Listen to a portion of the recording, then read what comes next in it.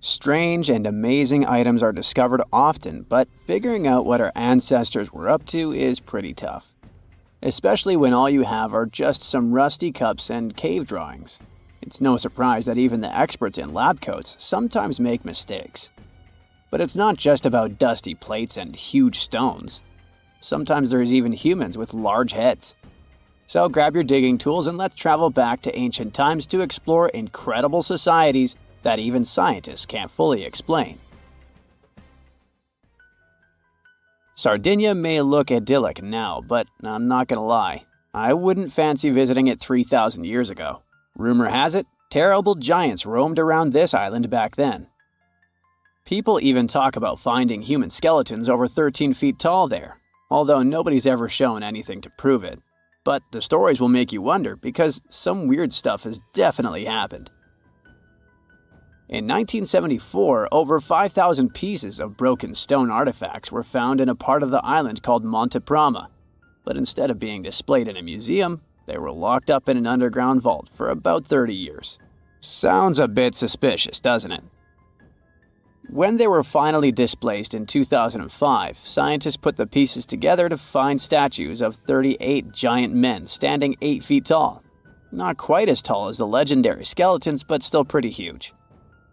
It's thought these statues were made by the Nuragic people, who lived on the island a long time ago.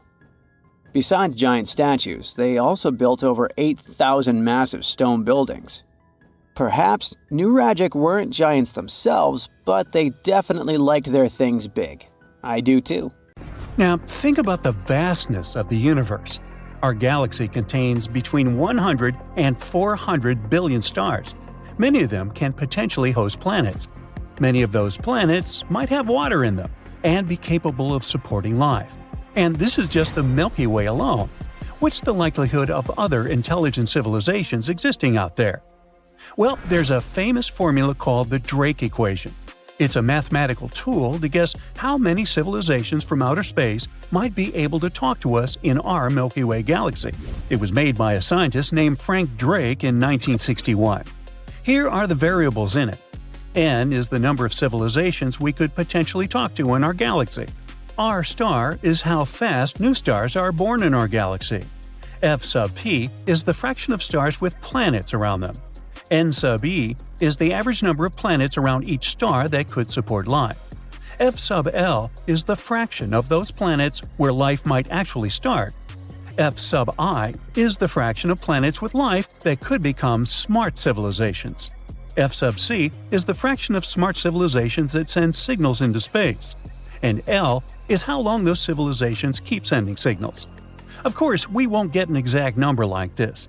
It's more like an educated guess, and we don't have any answer to that. But based on at least some information we know, there might be around 100 million worlds where life should have evolved.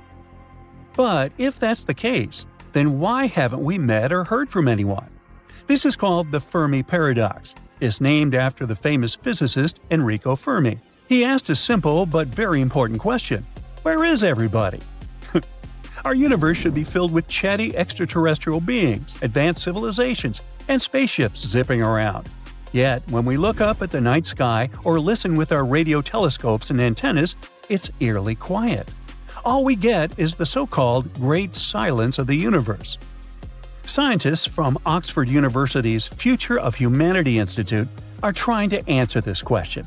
And they're not the only ones. A group called METI, for Messaging Extraterrestrial Intelligence, organized a workshop in Paris in 2019 to explore this mystery. The workshop brought together experts from various fields, like astrophysics, biology, psychology, and so on. One of the ideas discussed is called the zoo hypothesis. It suggests that perhaps other civilizations do exist, but they're simply not broadcasting their presence. Maybe they know that making direct contact with us could be risky for both sides. So they're intentionally avoiding us, because they're watching us like observing a zoo.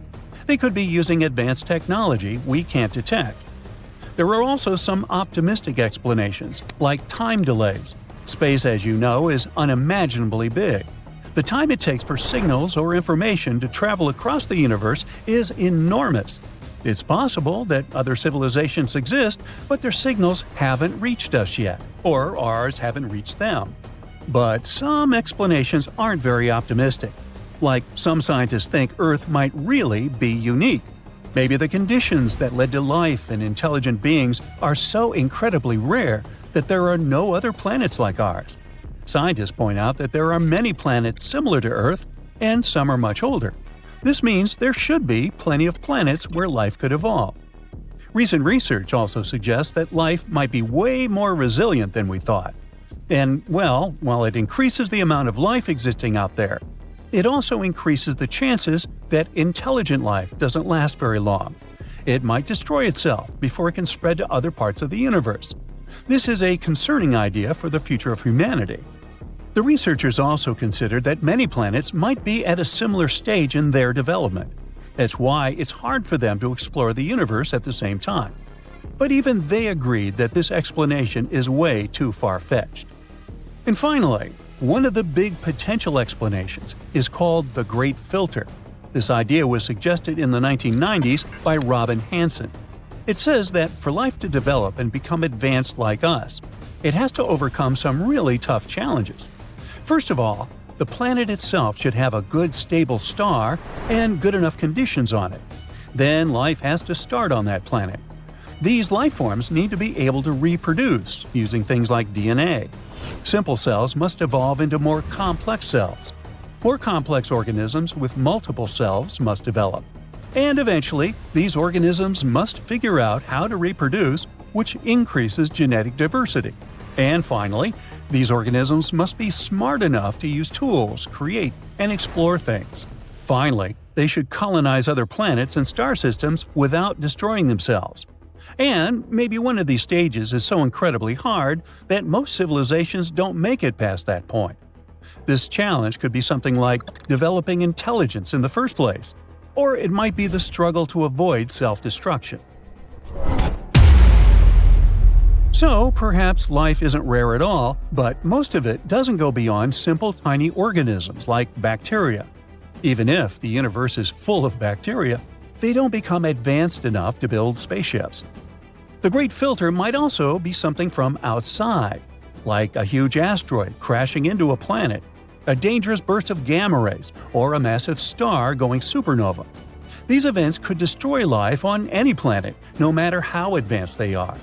So, if we've already passed this challenge, it means we could be the only ones in the universe and we can explore it. But if we suddenly hear from a super advanced civilization, it could mean the hard part of the challenge is still ahead of us. Now, the Fermi paradox focuses on intelligent civilizations. It just implies that there should be civilizations more advanced than us, or at least as intelligent as us. But if you think about it, why should extraterrestrial life be similar to ours at all? It might be completely different for many important reasons. Life elsewhere might have developed under completely unique conditions. This could lead to forms of intelligence and consciousness very unlike our own. For example, it could have evolved into highly advanced forms that aren't based on biology as we know it. These beings could exist as energy-based entities, silicon-based life forms, or even as a hive mind. And because they have evolved completely differently, they may be capable of things that we aren't capable of. For example, we can't see the entire light spectrum. Our eyes also can't perceive cool things like dark matter. But who knows what the vision of extraterrestrial beings may be capable of? Their abilities might even extend beyond our three-dimensional perception. They might be able to perceive and interact with higher dimensions, which is why they could have unique, interesting insights into the nature of our world. Or maybe they've learned to think outside of time, like in the movie Arrival. For us, we still haven't met them, but for extraterrestrial beings themselves, the concept of time doesn't exist at all. They're simultaneously in the past, present, and future. For humans, something like this is hard to even imagine. Plus, even on Earth, we don't fully grasp how consciousness works or why it exists. We're not even sure when exactly we became conscious. So even if we do encounter extraterrestrial life, it will be hard for us to understand them or communicate with them. We think that they might have entirely different language systems, symbols, and so on, but they might not even have any communication systems at all. As you can see, the possibilities are endless. Evolution is a process that can go in many different directions. It's possible that extraterrestrial life developed in ways we can't easily understand or even imagine. These things are intriguing to think about. There are still no easy answers. The Fermi paradox remains one of the most exciting and mystery questions in science. Scientists continue to explore these mysteries through a multidisciplinary approach. They're hoping to find clues that could lead to breakthroughs in our understanding of alien intelligence. And until we find a definitive answer, we can keep sparking our curiosity and imagination.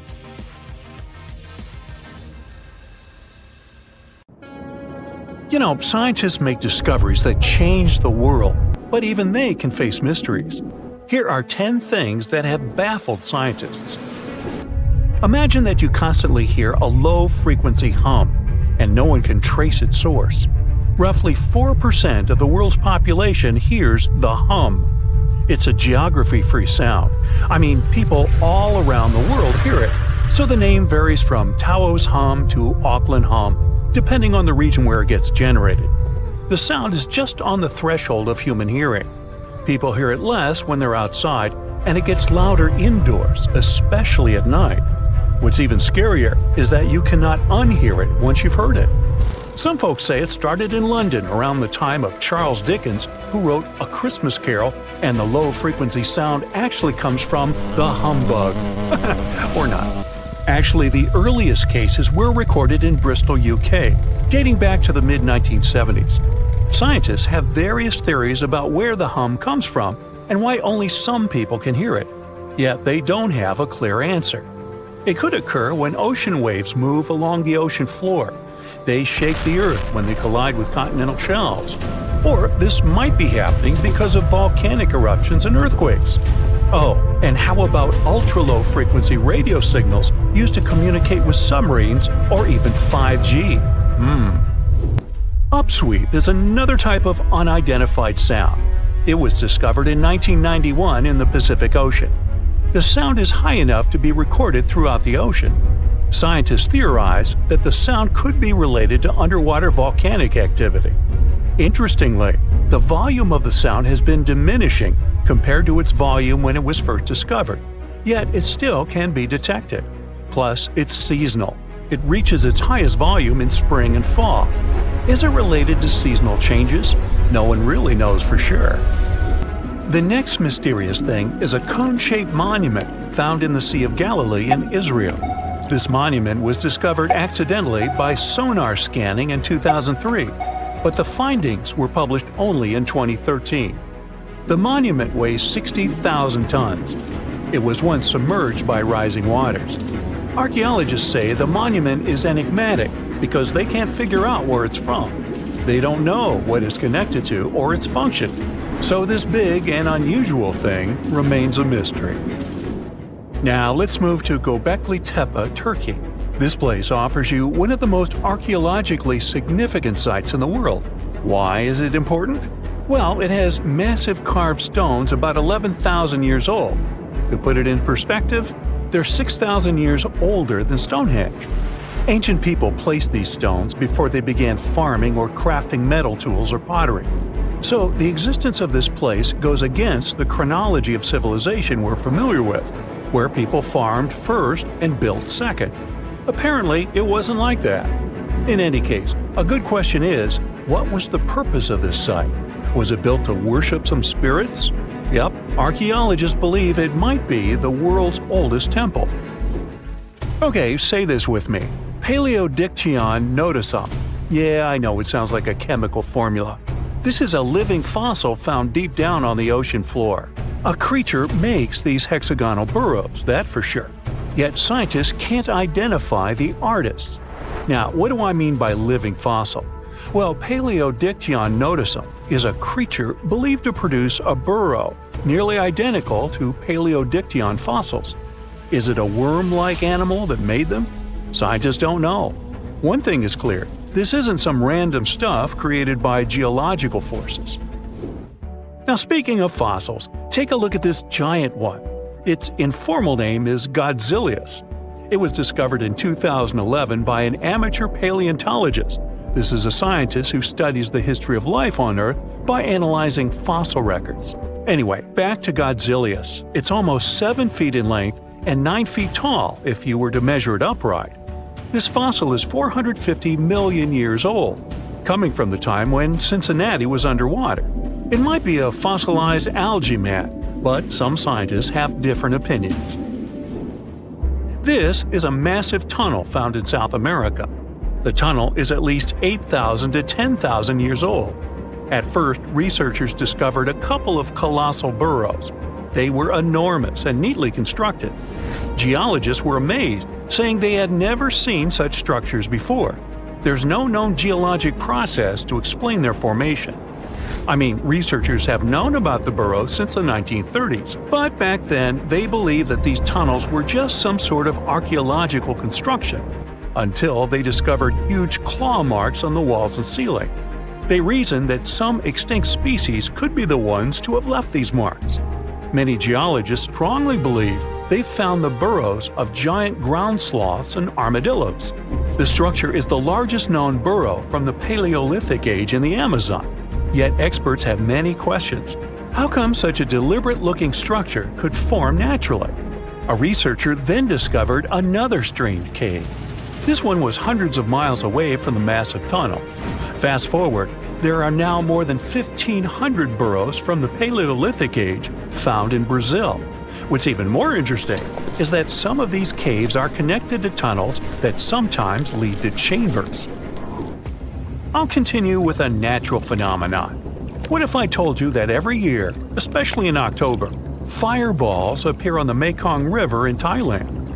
According to legends, Naga fireballs are a call for Buddha to return to Earth, and river serpents are the ones making these calls. Well, that's a myth, but what does science say about it? Is it related to a flammable gas? There are no clear answers yet. These fireballs appear to rise from the water. They can go as high as almost 990 feet. They're like fireworks, disappearing rapidly. They typically glow with a reddish or orange color. I'll mention some legends too, because why not? They're thrilling. And it would be a shame not to include the one about the lost city of Atlantis. As you may know, the legend says that Atlantis submerged into the ocean around 11,000 years ago.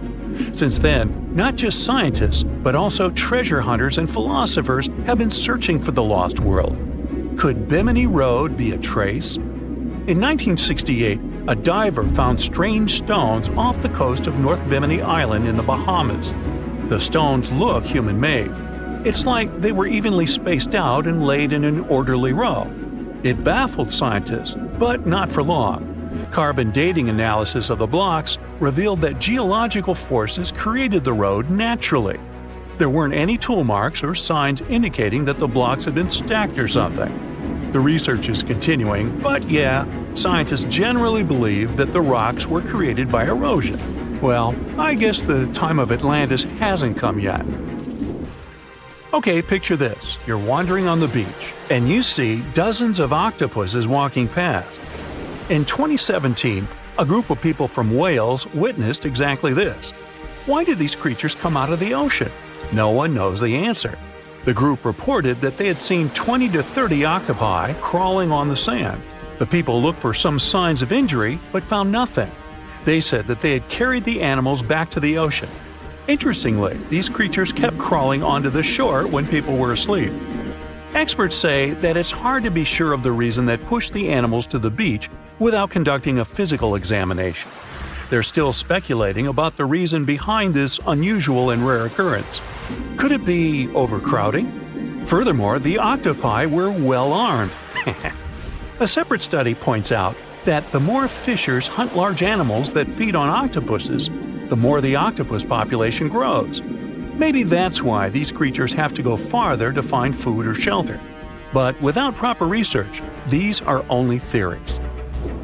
There's a lot we don't know about space, too. So here's a bonus fact about the yellowish source of life in the solar system. Scientists have discovered a new type of wave inside the sun. These waves move in the opposite direction to the sun's rotation. Plus, they move super fast, so fast that it's beyond our understanding. Researchers have different theories about the function of the waves. If they figure out their role, this could give them additional insight into the processes happening inside the sun. And yes, the octopi were well armed. Can you imagine that all modern humans came from about 1,000 people? Around 800,000 to 900,000 years ago, almost all of our ancestors disappeared, leaving about 1% of the population behind. So, what the heck happened? The Earth often goes through glacial cycles, things that we call ice ages. Back in the past, they were pretty mild and happened regularly, about every 41,000 years. The ice ages happen because of the Earth's axis. Our planet is slightly tilted at an angle, which is why its axis isn't straight up. Over thousands of years, this tilt has changed a bit. This teeny tiny shift completely changes how much sunlight we receive, especially at the poles, and leads to incredibly strong cold or warm periods. About 2.6 million years ago, when early humans were settling in on Earth, the Pleistocene epoch started. That's the era we traditionally call the Ice Age, the one from the movies.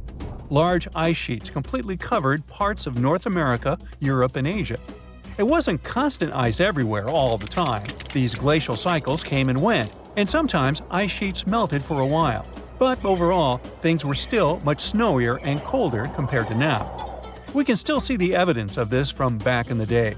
Those glaciers carved out valleys and left behind some awesome things like moraines and fjords. And since sea levels were super low, a huge part of the world was land.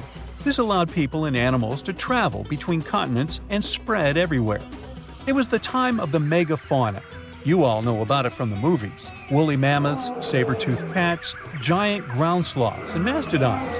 Our ancestors had some fun times hunting all those giants. Now, humans didn't come from one lineage. It wasn't like monkeys slowly turned into humans. We also consisted of many species: Homo erectus, Neanderthals, and so on. But only one species, Homo sapiens, survived and turned into modern humans. Harsh conditions forced them to get smarter. They learned how to make tools, clothing, and shelters to survive. They became hunter-gatherers and invented fire, which turned out to be super useful during the Ice Age, you think? But they had no idea what horrible change was coming. Something disastrous happened about 800,000 to 900,000 years ago. Humans faced a drastic population crash. Only 1,280 people survived, give or take. Some 99% of early humans were wiped out, and this tiny 1% was lucky enough to become our ancestors. This almost extinction, unsurprisingly, was the climate's fault. It was the Middle Pleistocene transition. The Earth's orbit around the Sun changed its shape a bit. Carbon levels dropped. A lot of stuff was happening, and the Earth's climate was going wild, becoming incredibly cold and dry. The seas suddenly got chillier, and Africa and Eurasia experienced horrible droughts. Looking for food was almost impossible. Scientists learned this by taking the DNA of about 300,000 people from all around the world.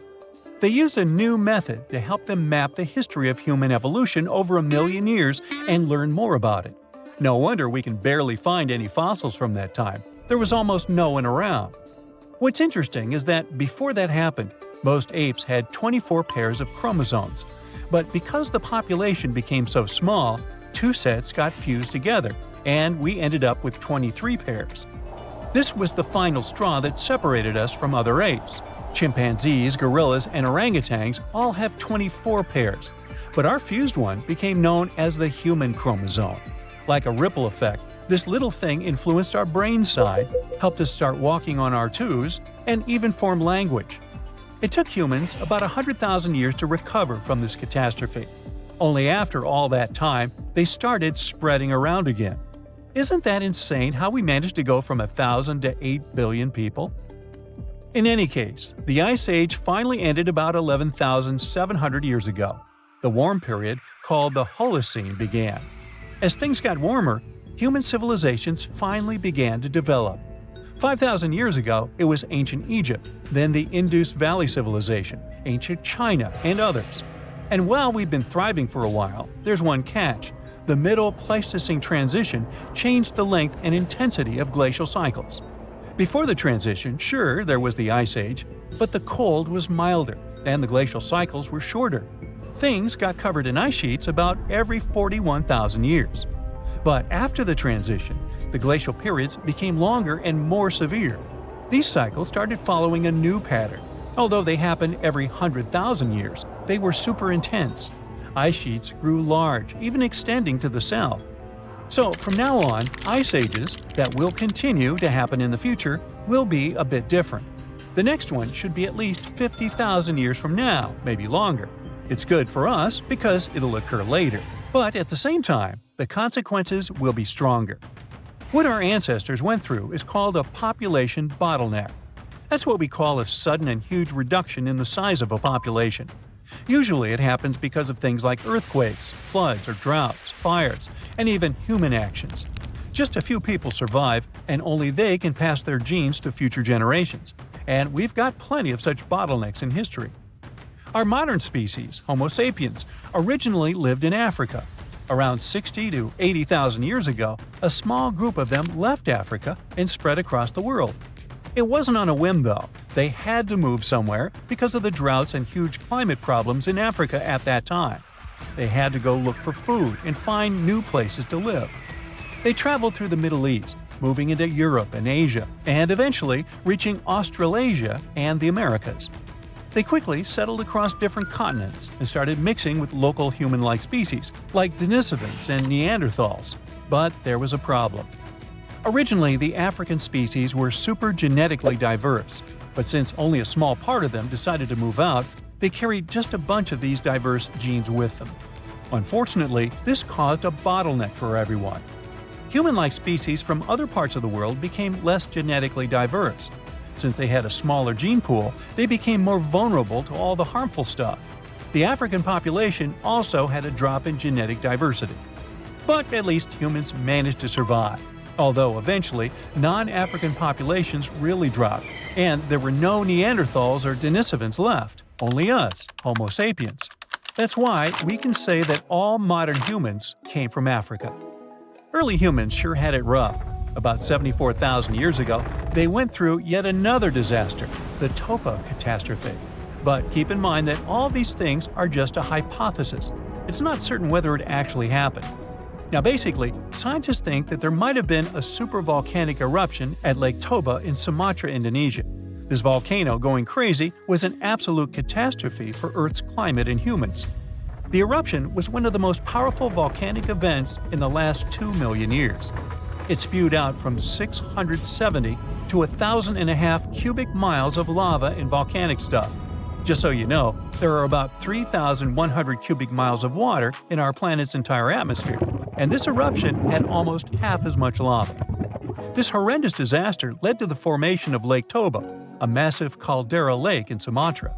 It also spewed out tons of ash and sulfur dioxide into the atmosphere. This caused the so-called volcanic winter, which means that while it's not actually winter, the temperatures drop and the planet is freezing because all these ash clouds are blocking the sunlight from reaching the Earth. This event affected climate patterns for years to decades.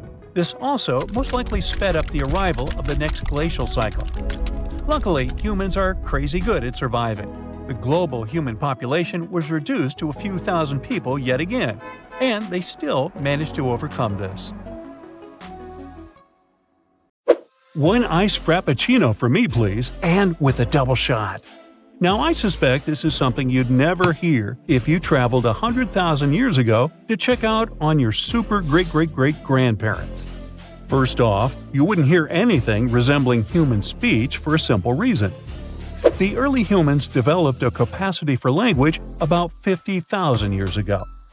So, to talk to your ancestors, you'd need to use some of the oldest forms of human communication, including talking or making sounds, drawing or painting, dancing, acting, and using symbols. For example, if you made some weird noises like grunts or guttural sounds, it would mean you're trying to communicate with your peeps or warn them about something. Another reason why no one would grab iced frappuccino back then is that 100,000 years ago, Earth was going through a serious ice age. Who wants an icy, refreshing drink in the middle of winter? It wasn't quite a full-blown glacial period. but it was definitely way colder than it is now.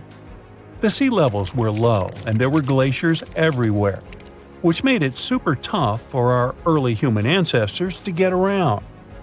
Some even kicked the bucket while trying to migrate to other areas, especially up in Northern America and Europe. Back in the day, when humans were still figuring out this whole survival thing, they chowed down on some pretty, fancy stuff. We're talking tartar steak, sashimi, you name it. Okay, I'm exaggerating a bit. It wasn't an iconic fresh dish, but raw meat. Not a Japanese cuisine staple, but a plain fish. There weren't Michelin restaurants serving fancy dishes and Gordon Ramsay recipes, but prehistoric foodies happily munched on nuts, seeds, and berries. And you know what? Their lifestyle is gaining popularity today. And there's even a so-called paleo diet. Paleo stands for the Paleolithic period. The idea is all about eating like our early human ancestors did. Some scientists believe that our genes haven't quite caught up to the modern diet that came from farming. Thanks to farming, we've got grains, legumes, and dairy galore. But it turns out that these changes in our diet happen faster than our bodies could keep up with it. 100,000 years ago, humans roaming around were basically just like us in terms of looks and DNA, but their houses were far from being modern. Actually, those were just caves. They couldn't even buy a mere bed in IKEA. Scientists in South Africa just discovered what they're calling the world's oldest bed. And no, it's not a fancy mattress with adjustable firmness settings. It's actually made of grass. Archaeologists stumbled upon mats of grass and sedge that were stacked half an inch thick on the floor of a rock shelter. And get this, the bedding is 77,000 years old. That's like 40,000 years older than the previous record holder. The mats were covered with leaves from a tree called the river wild quince, which repels pesky insects. These prehistoric folks were basically having a bed and breakfast situation going on in their cave. But let's be real, living in a cave is pretty gross. Insects, rot, and lice are just a few of the issues. But instead of bouncing to a new spot when things got nasty, these people burned their bedding and made new ones. Yeah, seems like 100,000 years ago, life on Earth was totally wild. Sure, microbes and amphibians were chillin' for billions of years before that, but things were way different back then. So, during a prehistoric trip, you could have bumped into one of the biggest mammoths ever. Yup, the Columbian mammoth was a beast. Standing at 13 feet tall and weighing over 10 tons, it had curved tusks that were even longer than its body, somewhere over 16 feet. These weren't like those woolly mammoths you see in movies with their thick brown fur. The Columbian mammoths didn't need that kind of coat, because they didn't live in the icy regions of Europe and North America. But don't let their lack of fur trick you. These creatures were massive and could have been a real threat to humans who lived near them, even though they were plant eaters. Another beast you'd stay away from is Toxodon. This land animal had some seriously cool curved teeth that gave it its name. It looked like a rhino, but with some similarities to rodents too. The last one was spotted only 5,000 years ago, and that's pretty recent in the grand scheme of things. Charles Darwin even used the Toxodon as an example to explain evolution and anatomical differences. Some people think it might have been semi-aquatic, but its grass-eating habits suggest otherwise. Not only was the Earth full of cool animals, but it also had a diverse human population. There were all sorts of new species popping up left and right, and they were on the move, looking for a better place to call home than Africa's dry and dusty areas. One of those species was Homo floresiensis, aka the hobbits. These little guys were only about 3 feet tall and hunted for their food using stone tools. They were totally unknown until recently, when scientists found their remains in caves all over the world. Homo erectus were the first humans who actually looked like us. They were total trendsetters, standing upright and all. They were the first to explore outside of Africa and check out other continents.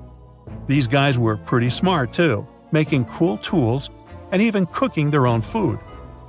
But unfortunately, they got a little too comfortable and lazy. They didn't keep up with the changing climate and eventually went extinct.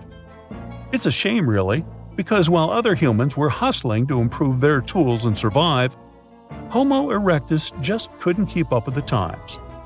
Lesson learned: don't be afraid to get out of your comfort zone. Homo sapien Neanderthals were basically our ancient cousins who lived in Europe and Asia. They were pretty smart and used fancy stone tools to hunt and survive. But let's not get too carried away with their intelligence, okay? The media likes to hype them up as geniuses, but there's not a ton of evidence to back that up. Modern people are the only non-extinct human species. You and I are part of the Homo sapiens sapiens subgroup that roamed the Earth 100,000 years ago, too. We were so smart that we even migrated out of Africa to Europe and Asia. Our intelligence was apparent from the very beginning. By the way, the era we're traveling in was called the Stone Age, as back then people learned how to tame stones. That was a tremendously large era that started over 2 million years ago, and it only finished in 3300 BCE. Let's dive into Plombos Cave. It's a super cool spot located in the Plombos Private Nature Reserve on the southern Cape Coast of South Africa. The cave may be small, only around 430 square feet, but it's got a big history. Early modern humans were all about Plombos Cave, visiting repeatedly between 100,000 to 70,000 years ago before a sand dune partially sealed the entrance. Above the sand dune, you'll find material from the later Stone Age. The coolest discovery? 2 pieces of ochre with geometric engravings that were found in 2002, marking one of the earliest signs of symbolic communication among early modern humans. It's about 75,000 years old. And it doesn't stop there. More engraved ochre pieces have been found in later excavations, proving that this type of communication has been around for ages. Plus, they found red lines of ochre drawn on a rock that dates back to 73,000 years ago, showing that painting was also happening back then.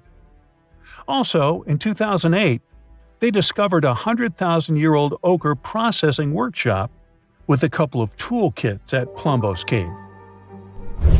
These toolkits consisted of 2 abalone shells containing an ochre mixture that was possibly used for painting or other purposes. Our technology has sure made a quantum jump since the first tool ever was invented. But just so you know, it all started with pointed stones in Plombos Cave. Yeah, probably the reason why you have the internet today is because some prehistoric dude in Plombos Cave learned how to use pressure flaking and managed to sharpen the very first stone ever. And there were some inventions in between that, but yeah. The profession of a travel blogger is far more ancient than you can imagine. Yeah, the first ones appeared around 2,500 years ago. Meet Herodotus, historian, travel blogger, genius, billionaire, philanthropist. Just kidding. Herodotus had been all over the place, and by the time he hit 60, he had seen more spots than anyone else on Earth. As Instagram wasn't around yet, he had to whip out his papyrus and wrote what we now know as the first ever travel guide, The Histories.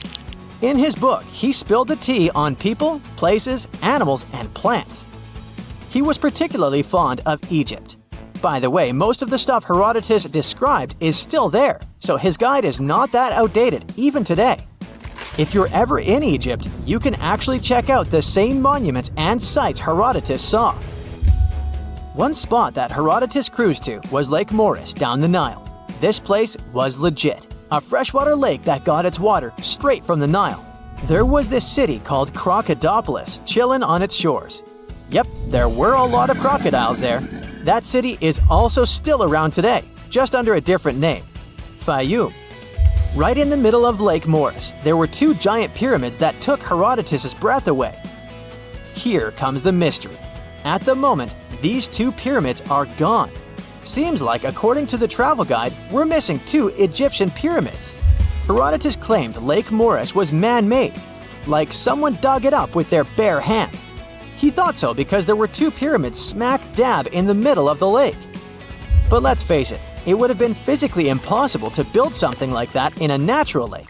I mean, the ancient Egyptians were pretty advanced, but they definitely didn't have scuba divers and all the essential equipment back then. The pyramids were 50 fathoms above the surface and another 50 fathoms below. Just to give you an idea, 1 fathom equals 6 feet, so those pyramids were around 600 feet tall. That's taller than the famous Pyramid of Giza.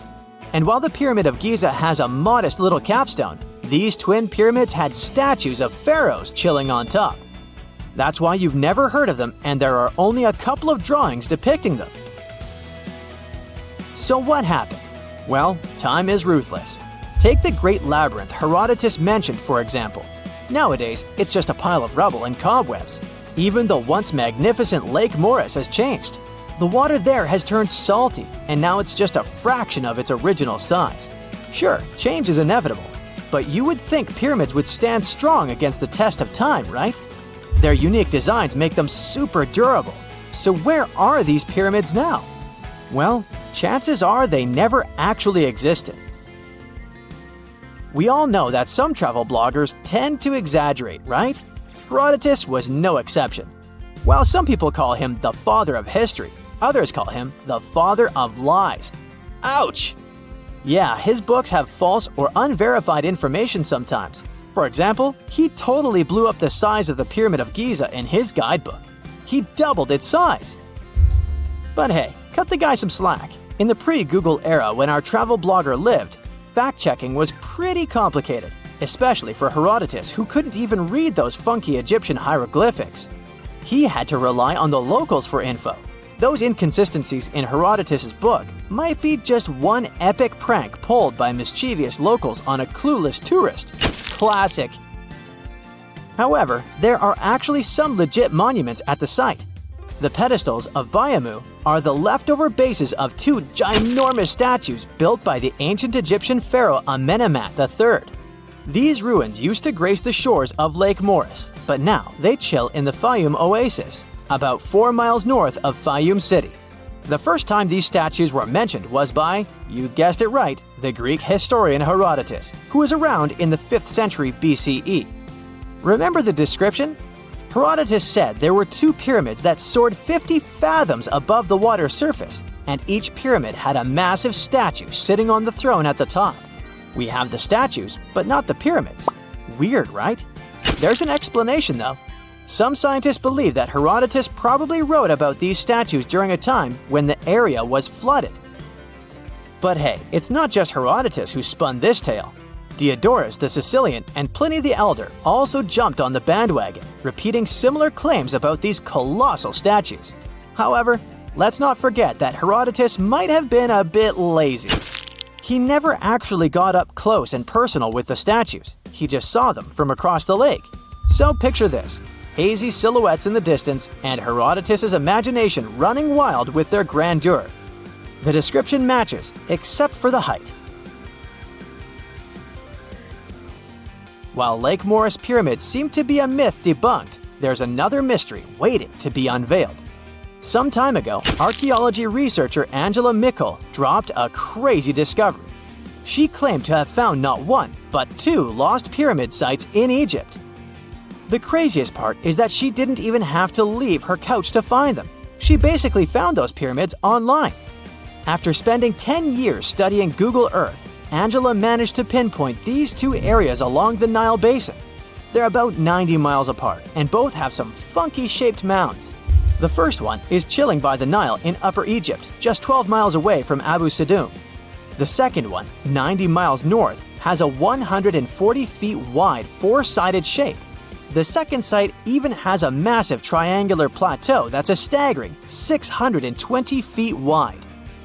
Angela wrote on Google Earth Anomalies back in 2012, saying that the mound looked super flat on top and had a crazy symmetrical triangular shape that had been worn away over time. And the second site? It got this square center that's totally out of the ordinary for a mound this size. It almost looks like a pyramid when you see it from above. But not everyone is convinced. Some Egyptologists say these mounds are just geological features called buttes. Apparently, they're pretty common in the local Fayum Desert. These buttes form when sediment piles up and there's a stubborn layer that doesn't want to erode. So when the surrounding sediment washes away, that tough layer stays put and makes the hill all flat. Still, this one's just a theory as of now. By the way, Egyptian archaeologists just made one more incredible discovery. This time, it's not a theory, but an actual site. In January 2023, they found a complete residential city from the Roman era right in the heart of Luxor, a southern city in Egypt. This ancient city, dating back 1,800 years to the 2nd and 3rd centuries, is actually the oldest and most important city ever found on the eastern bank of Luxor. The archaeologists uncovered a bunch of awesome stuff during their excavations. They found several residential buildings, 2 pigeon towers that were used to house pigeons or doves, and even some metal workshops. Inside those workshops, they stumbled upon a treasure trove of pots, tools, and Roman coins made of bronze and copper. It's like a real-life time capsule. This kind of find is pretty rare in Egypt. Usually, they come across temples and tombs during excavations, especially on Luxor's west bank, where the famous Valley of the Queens and Valley of the Kings are located. But this time, it's all about this amazing residential city. And get this, back in April 2021, they announced the discovery of a lost golden city on Luxor's west bank that's 3,000 years old. The archaeological team called it the largest ancient city ever found in Egypt. It's like they're uncovering hidden treasures left and right. What makes a giant, well, a giant? You know, big, enormous, you get it. Tough questions. It depends on who you ask. The ancient Greeks had cyclops, while ogres were spread out through all sorts of European folklore tales. The tallest person ever recorded was named Robert Pershing Wadlow, and he lived in the first half of the 20th century. He stood at an incredible 8 feet 11 inches tall, but had many medical issues throughout his life. Sadly, he only lived to celebrate his 22nd birthday. That's because Robert wasn't just tall.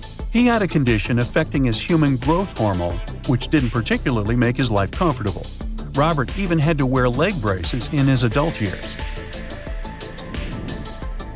During that same time, incredible discoveries were reported in North America.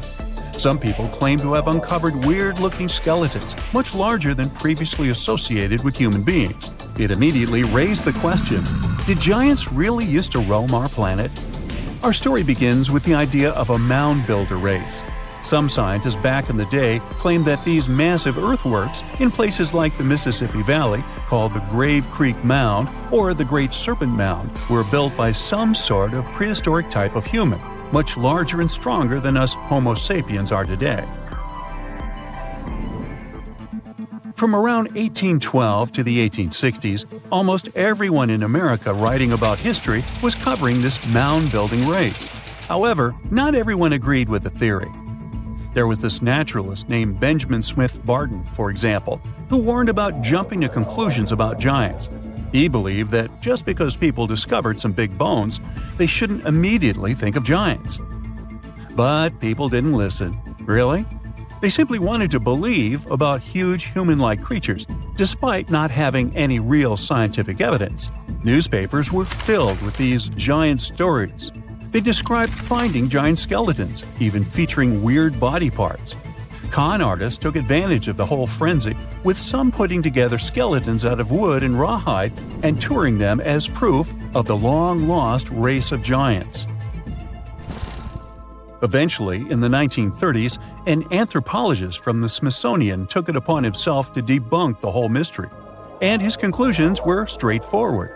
All those giant skeletons that were supposedly uncovered were either hoaxes or simply animal bones that were wrongly identified as belonging to humans.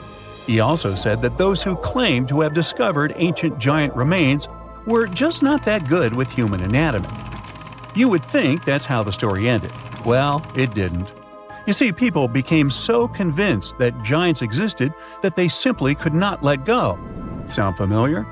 Because the Smithsonian was investigating these claims, some people started thinking they were up to something shady. They cooked up this theory that the Smithsonian scientists were secretly getting rid of giant bones to hide the truth about giants. This whole story survived through the years and made it all the way to 2014. Is when this internet article said that the Smithsonian used to have tons of giant skeletons but destroyed them back in the early 1900s. And the drama continued. A famed publication even looked into the past of some of those Smithsonian scholars to try and pick apart their credibility. So the institute had to do some damage control. They've since added new people on the team whose job is to figure out if those bones were correctly collected and studied. Now, it wasn't just North Americans that claimed to have stumbled upon giants. The French had their own discoveries too. Their story takes us back to 1890, when an anthropologist was digging around a Bronze Age site in Castelnau, France. What he found were 3 bone pieces that looked like they came from a giant human. The findings included a massive thigh bone, a shin bone, and a regular upper arm bone known as a humerus.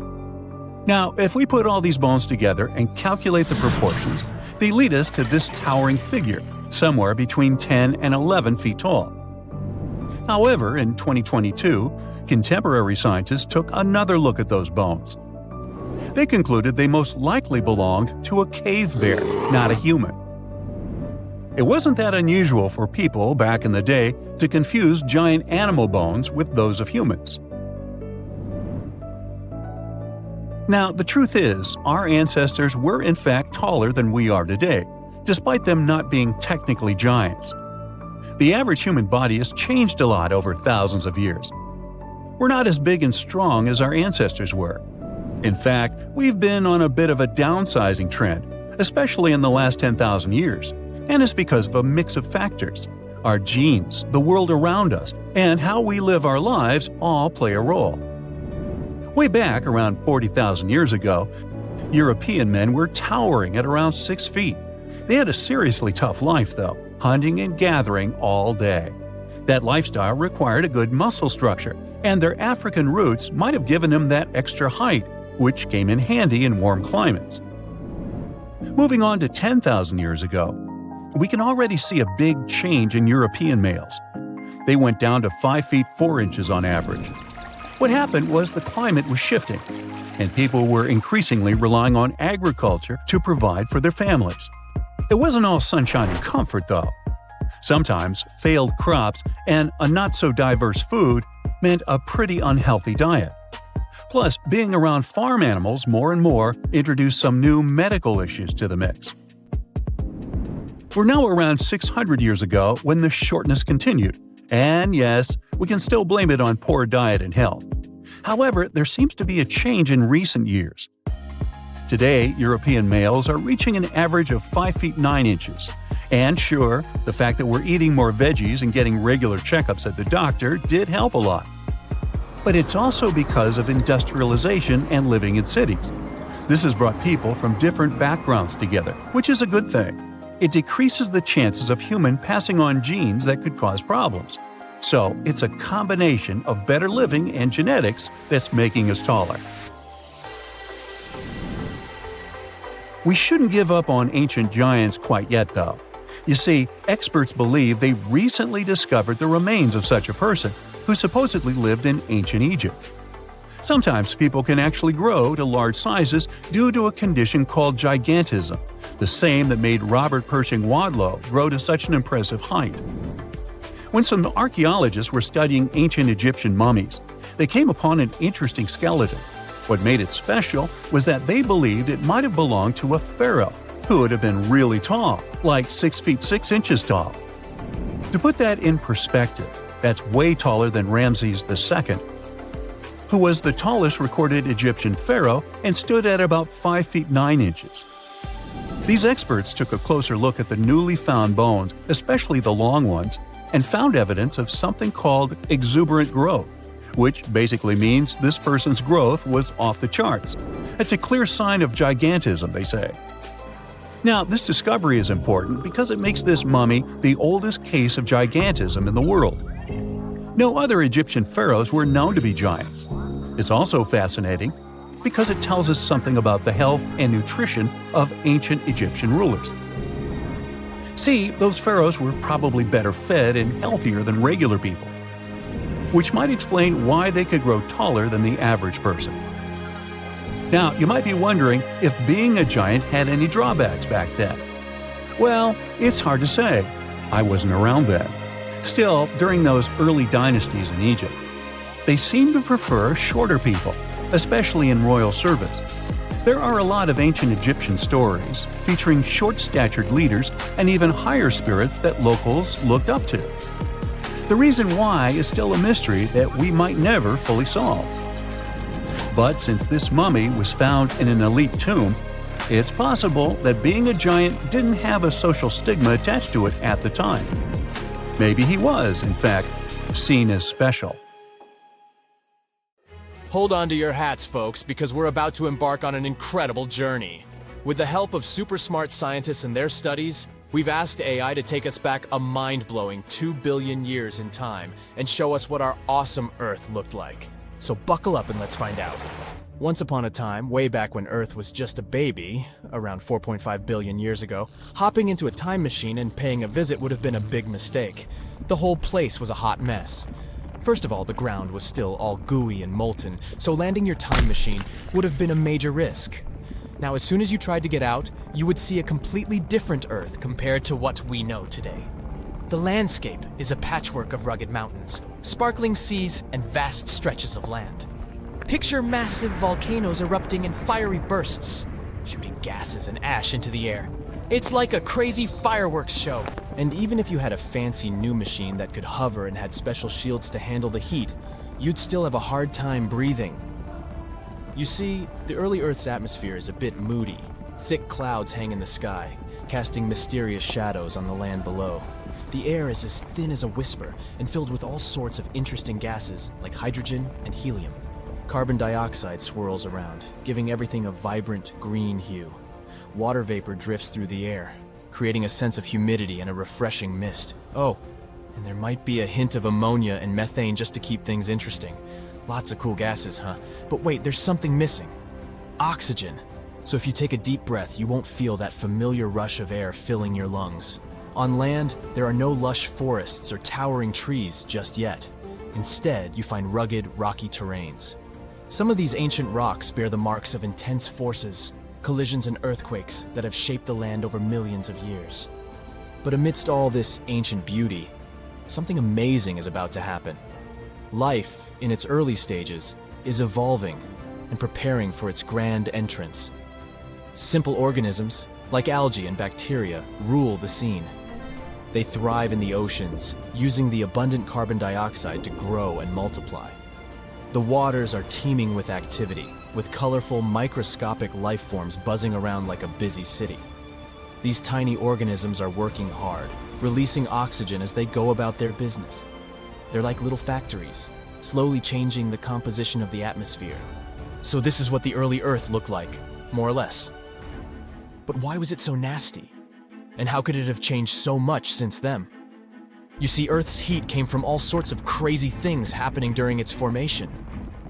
First off, there was some serious heat already packed into the objects that came together to make our planet. Then, as Earth grew bigger and stronger, its gravitational force got a major power boost. It pulled in more stuff, but it also gave Earth a massive bear hug, squeezing everything tightly. And you know what happens when things get squeezed? They heat up like a pressure cooker. This crazy heating had a huge impact on Earth's structure. Picture Earth as a mixed-up bag of rocks, metals, and minerals. But as things heated up, the rocks and metals got so toasty that they melted. And guess what? The denser metals sank to the center and became Earth's core, while the lighter rocky stuff floated up to become the crust and mantle. It was like Earth decided to unmix itself, creating separate layers. Scientists call this wild separation differentiation. But the heating didn't stop there. With all this mixing and moving around, Earth got even hotter. It was like turning up the heat in a giant planetary oven. All this crazy heat had some serious consequences. Earth's high temperature made everything super speedy. Tectonic plates were dancing like there was no tomorrow, making the surface super active and full of geological shenanigans. Oh, and that's not all. Earth also got showered by some serious cosmic visitors. Imagine this. While Earth was busy gathering up all sorts of space debris during its formation, the rest of the solar system was causing some major chaos. Saturn and Jupiter decided to shake things up by changing their orbits, sending a whole bunch of massive objects hurtling towards poor Earth. These collisions were no joke. They packed a punch that melted minerals in Earth's crust and even vaporized them. These booms were so intense that they even blew gases right out of Earth's atmosphere. Talk about a wild fireworks show. Believe it or not, we can still spot ancient battle scars from these collisions. It takes some careful detective work, but we can catch a glimpse of their aftermath. For example, there's this place called the Manitsok Crater in Greenland. Even though there's no actual crater to see, we can examine rocks that were chilling 12.5 to 15.5 miles below Earth's surface back in the day. And guess what? They bear the marks of intense and sudden shock. Now that's some tough neighborhood. The wildest collision of them all was with a planet called Theia. Theia, about the size of Mars, crashed into Earth with a mighty bam! It was a colossal event that changed everything. Theia's metal core fused with Earth's core, while the outer layers of both planets got shattered and tossed into space. The result? A beautiful ring of debris encircling Earth. Now here's the coolest part. That debris didn't just float around forever. It started to come together, like puzzle pieces finding their match. And voila, we got our very own moon. Can you believe it? And this incredible moon-making process might have taken as little as 10 years or even less. Crazy, isn't it?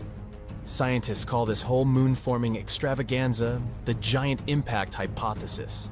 So next time you gaze at the moon in the night sky, remember that it's actually a huge chunk of our own planet. And by the way, Earth also had quite the adventure trying to create its atmosphere. In the beginning, our planet's first attempt at an atmosphere didn't go so well. It had a thin layer of hydrogen and helium that came along with all the stuff it gathered. But those gases were like sneaky escape artists and decided to float away into space. Bye-bye, gases. Luckily, Earth didn't give up. It went for a second round, and this time it was much more successful. Volcanic eruptions came to the rescue. They spewed out all kinds of gases like water vapor, carbon dioxide, and a whole bunch of other funky ones. Even meteorites and comets joined the party, bringing lots of water and nitrogen to the mix. Earth's atmosphere was becoming quite the party. But here's the funny thing. There was no oxygen to be found during the second experiment. Nope, not a single breath of it. The oxygen that was produced by the sun's rays splitting water molecules got gobbled up by chemical reactions faster than you can say, oxy-bummer. It wasn't until Earth's third experiment came along, life, that things started to change. Photosynthetic organisms took center stage and used all that carbon dioxide in the air to make their food. And guess what? They released oxygen as a sidekick. Eventually, the organisms started belting out so much oxygen that it overwhelmed the reactions, and it began to fill up the atmosphere. It took a while, though, and it wasn't until about 350 million years ago that we got the oxygen levels we have today. About 21% of the air we breathe. So, from fiery volcanoes to mysterious oceans, this glimpse into the past reveals an Earth vastly different from the one we know today. It's fascinating to explore the ancient landscapes and imagine the early stages of life taking shape. Thanks to AI, we can catch a glimpse of Earth's remarkable history and appreciate the wonders of our ever-changing planet. So, stay tuned for more interesting journeys. In a frosty Canadian park, hidden deep beneath layers of thick ice, scientists discovered a bizarre skeleton they named the Frozen Dragon. The skeleton had been in the frozen ice for millions of years. It took experts decades to work out the species of this strange fossil. It was identified as a new genus of pterosaur. Pterosaurs were massive flying reptiles with wingspans of over 16 feet. Their heads were 3.5 times the size of their bodies. Pterosaurs lived 76 million years ago when they soared above the dinosaurs. Scientists described them as the biggest, meanest, and most bizarre animals that ever flew. The new genus has been named Cryodragon boreas, which translates to frozen dragon of the north winds. In 2013, a young mountaineer was climbing one of the tallest mountains in Western Europe, Mont Blanc. He noticed a strange metal box poking out of the snow.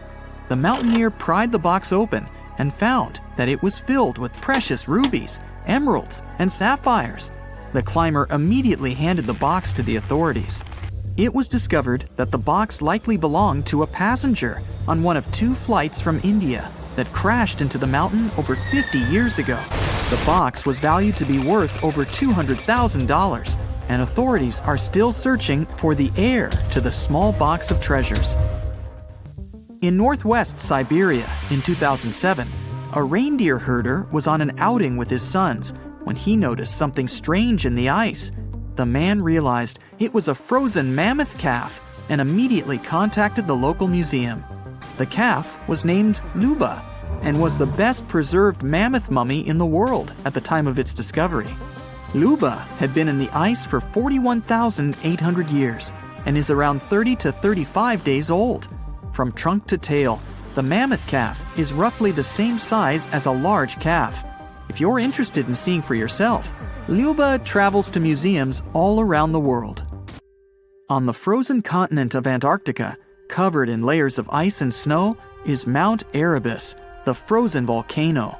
The volcano was discovered in the middle of an eruption in 1841 by explorers on an Arctic expedition.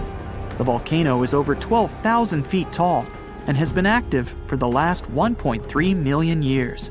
Deep within the middle of the volcano is a huge crater filled with large volumes of molten lava. The volcano has occasional explosions, which means it's classified as being in continuing eruption. However, these eruptions are nothing to worry about because they're generally rather small. Back in 1991, 2 hikers were traveling across the Italian Alps when they stumbled across a body that they presumed to belong to a recently lost hiker. The duo trudged back down the mountain to report their unfortunate findings. Once the remains were recovered, it was clear that the body was not recent at all. Scientists determined that the Iceman was more than 5,000 years old and named him Otzi. The discovery was unlike anything scientists had ever before seen because the body was so well preserved. For years, Otzi was studied by scientists who discovered that our ancestors have a lot more in common with us than we ever knew before. Otzi was covered in ink body art. Research done on the contents of his stomach revealed that his last meal was dry cured meat, similar to the bacon we eat today. Otzi has at least 19 relatives living today, somewhere in Central Europe. Scientists were researching ancient squirrel burrows in Siberia when they came across something interesting. One of the squirrels had hidden away precious seeds deep beneath the ground. The seeds had been encased in ice for 32,000 years. The seeds were for the flower Silene stenophilia, which had long since gone extinct. Amazingly, scientists were able to recover plant tissue from inside the seeds and grow an entire crop of flowers. They've since reintroduced the previously extinct flower to natural habitats all across the world. In 1930, a team of Norwegian scientists sailed around the Arctic Ocean, conducting research on the seas and glaciers. They reached White Island, a dangerous and icy land no human had set foot on before, or so they thought. The scientists were shocked to discover the tip of a small boat sticking out of the snow. Frozen inside the boat, they found scientific equipment and various personal items, including a jacket monogrammed S.A. Andre. They had discovered the wreck of the famous Andre Arctic balloon expedition. In 1897, Swedish explorers, led by Andre, attempted to travel to the North Pole by hydrogen balloon. No one had ever heard from them ever again. People only found out what happened to them when the wreck was discovered 33 years later. It turns out that the balloon had crashed on White Island only 2 days after departing from Sweden. the explorers traveled along the island on a small makeshift boat, but were unable to make it any further. The best preserved woolly mammoth ever found was discovered in an area of permafrost in Siberia in 2010. Scientists named the frozen mammoth Yucca, after the small village near where it was found. Yucca had been frozen for 39,000 years and is thought to have been around 6 to 8 years old. Because Yucca is so well preserved, it has been studied for years and provided new information about mammoths. In 2019, scientists reported that they were able to activate cells taken from Yucca's tissue. Maybe one day we'll have woolly mammoths roaming the land. From looking at pictures and videos of Antarctica, the continent appears to be freezing cold, covered in snow, and flat, except for a few small hills. Scientists believe that too. When studying the Gomburtsev Mountains in the early 2000s, they were shocked to discover that the small rocky hills were actually the peak of a gigantic mountain formation under a mile of snow. Using radar technology, researchers worked out that the mountains are really around 10,000 feet tall and sprawl across 750 miles. This is around the same size as the European Alps, except hidden under tons of ice and snow. At a gold mine in Siberia, a businessman was examining a nearby river when he noticed something interesting in the frost. It was a small woolly rhino calf that was later named Sasha. The woolly rhino has been extinct for 15,000 years. It's thought that Sasha could have been frozen in the ice for up to 39,000 years. Sasha is unique because it's the only full-body woolly rhino to have ever been discovered. Glaciers around the northern Italian town of Pelo have begun to melt. Artifacts from decades and even centuries ago have been discovered pouring out of the ice. Personal belongings from soldiers have been found, things like diaries, photographs, and even love letters. Historians have even uncovered an entire cabin preserved beneath the ice. The cabin was filled with hard metal helmets and clothes. In 1845, Sir John Franklin embarked on an ill-fated expedition to the North Pole. The crew traveled on 2 ships, HMS Erebus and the ironically named HMS Terror. The expedition met with disaster, and both ships were lost to the icy waters. In 2016, the HMS Terror was discovered by a team of researchers. Despite being lost for 170 years, the freezing cold waters had maintained the ship in pristine condition. Scientists describe the ship as frozen in time. Dinner plates and glasses were still on shelves, beds and desks were still in order, and even the passengers' luggage appeared to be in good condition. The HMS Erebus was also discovered nearby, but due to changing water conditions, the ship wasn't in great shape. The glacial ice surrounding a mountain passageway in Norway that was notoriously used by the Vikings has revealed hundreds of ancient artifacts. One of these artifacts was a giant unopened wooden box that was welded together. Researchers were beside themselves with anticipation, waiting to open this box. They believed it would be filled with Viking treasures or artifacts that would give us an insight into ancient society. When they opened the box, all that was inside was a plain old beeswax candle. It turns out that this box wasn't actually as old as they thought it was. By analyzing the candle, they discovered that the box dates back to the 17th century. The age of the Vikings had ended by the 11th century. It's likely that the candle box belonged to a farmer who was shipping it from his summer farm to his winter farm to light up the long nights.